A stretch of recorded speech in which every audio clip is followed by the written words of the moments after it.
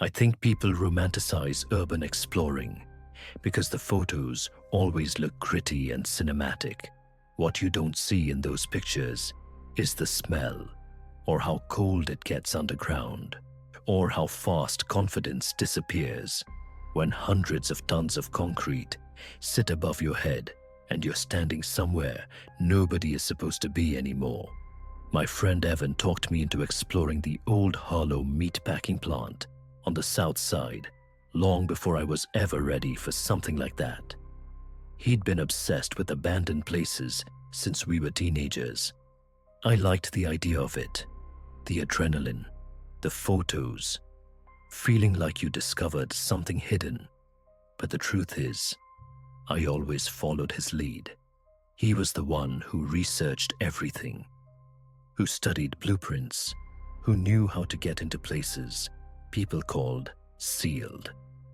The hollow plant had been shut down since the early 90s. Parts of it were demolished, but a huge brick section remained. People said beneath it were several levels of old freezer rooms, conveyor tunnels, drainage corridors, and something else nobody agreed on. A lower sub-level carved directly into dirt and bedrock, used for storage back when the building processed thousands of animals a day. Locals called those lower tunnels the Chicago catacombs. We went on a night when the temperature had dropped enough that your breath hung in the air. The streets around the building were dead quiet. The closer we got, the more rotten the smell became. A mix of mildew, metal, and a sourness that's impossible to describe once you know it came from decades of butchered livestock. We slipped through a hole in the fence behind a collapsed loading dock. Evan was excited. He always got like that. I was already nervous, the kind of nervous that sits more in your stomach than your chest. But I didn't want to be the one to back out. Inside, the air was cold enough to sting. Our flashlights cut through dust and hanging insulation. We passed old rusted hooks overhead, rows of cracked tiles, shattered refrigeration doors that would never close again. Everything felt still, dead, like the building wasn't just abandoned. We were there less than 5 minutes when Evan found the stairwell. "Dude, this is it," he whispered, pointing the beam downward. The stairs dropped into darkness, so thick it looked like the concrete just ended. The smell coming up was different, colder, older, almost metallic. I felt a tightness in my throat, the kind that happens when your body decides something is wrong before your mind catches up. We went down anyway. The temperature dropped with each step. My hands were shaking, and it wasn't from the cold. The concrete walls felt wet when my shoulder brushed them. The flashlight beams couldn't find the end of the hallway at the bottom. It didn't feel like a basement. It felt like entering a mine. The first rooms we explored were old freezer units, enormous metal doors peeling with rust, floors still marked from where crates had sat for decades. The walls were scrawled with graffiti from other explorers, but even those were sparse. People didn't come down here often. Evan was thrilled, but I felt nauseous. Every sound, every drip, every echo felt too loud and too close. There was something unnatural about how the space carried sound. Sometimes our footsteps echoed behind us, even though nobody was back there. The deeper we went, the more the rooms changed. Concrete gave way to dirt. Steel beams held up ceilings that sagged. The air felt heavier. At some point, I stopped smelling mildew and started smelling earth, like we'd passed into something older than the building itself.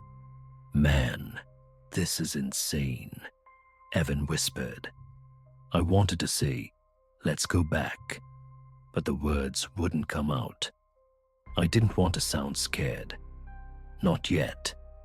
We reached the first sublevel by squeezing through a warped metal doorway. The floor dropped about 2 feet, and when my boot hit the ground, it sank slightly. Not mud, all dust mixed with something granular. Evan walked ahead. His beam caught something on the wall and he froze. Dozens of deep scratch marks. Not graffiti, not animal. Straight, deliberate grooves in the old wood paneling, some nearly an inch deep. Probably forklifts or pallets, I muttered, even though I didn't believe it. Forklifts didn't leave scratches like fingers. We kept going. The corridor narrowed as if the building hadn't been built to code, as though this lower level had been carved out manually by workers who didn't care about symmetry or ventilation. My chest felt tight, like the air wasn't circulating properly. Every breath tasted stale. About 15 minutes later, we found the drainage tunnel, a long curved corridor with a shallow channel down the center where wastewater used to run. It disappeared into darkness far beyond our flashlights. Evan wanted to follow it. I didn't. This leads to the old kill floor sublevel, he said. Something about the word kill echoed in my head longer than it should. We stepped inside. The walls dripped. Our footsteps sounded hollow.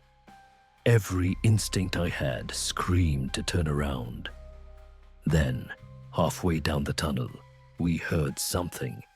A single solid thump far ahead, like someone dropping something heavy onto concrete. I stopped so suddenly, Evan bumped into my shoulder. "What was that?" I whispered. "Probably a pipe shifting," he said too quickly. My stomach dropped hard. That was the kind of drop that wipes out everything in your brain except the most basic instinct. Get out. We took a few more steps. Another thump. Closer this time. The sound vibrated through my feet. A dull pressure that made the hair on my arms stand up. "Evan," I whispered, "we need to go back." He opened his mouth to argue, but then we heard something that shut both of us up. A slow, dragging sound. Not metal, not stone. Something softer. It came from deeper in the tunnel, steady, deliberate, moving toward us. My heart started beating so hard it hurt. My vision tunneled. Every sense in my body went into panic. "We're leaving," I said, grabbing Evan's jacket. We backed up slowly at first, then faster when the dragging sound picked up pace. It didn't echo like our footsteps did. It sounded grounded, real, close. When we reached the end of the drainage tunnel, Evan whipped around with the flashlight, and the beam caught something on the ground that made both of us freeze. Fresh drag marks in the dust. Wide.